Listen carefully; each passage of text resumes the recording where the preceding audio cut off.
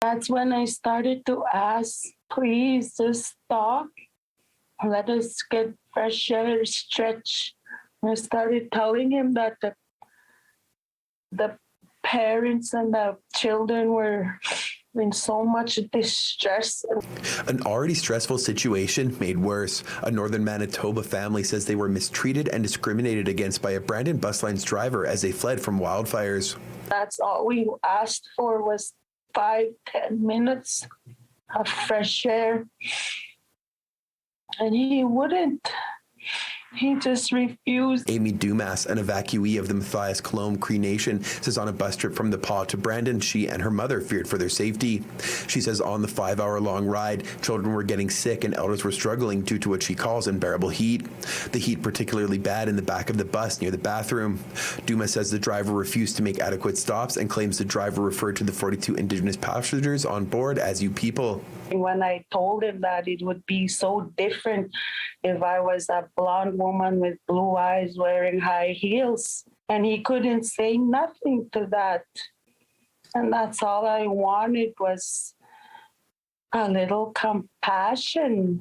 Dumas says the experience added immense stress to an already traumatic situation as the community fled their homes. She wants the matter investigated to ensure it doesn't happen to anyone else. It has to stop. He was running short on time, keeping in mind that they did leave Brandon at 6 o'clock that morning. It wasn't that he was not ever going to let them off. It was he had to try and stick to his time. Office manager with Brandon Bus Lines, Janelle Hazard, says the remarks made by the driver was not intended to be a racialized one as he was addressing the crowd during a high-stress time.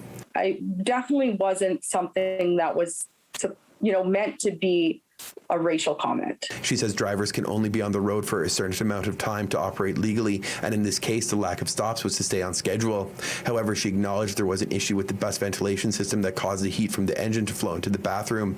Going forward, she wants to work with the community to make things right. I have reached out to our contact at Red Cross, trying to get the number for the chief and to sit down and say, let's have a conversation, that no ill harm was meant on our part. We were just simply trying to do what we could to get the people to Brandon. The Red Cross, who is responsible for evacuation transportation, says when concerns or complaints are raised about support for evacuated community members, we work closely with the community leadership to deal with the situation.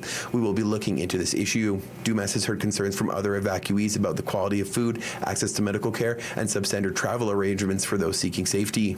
It just seems like everybody turned a blind eye and we're just left here trying to fend for ourselves.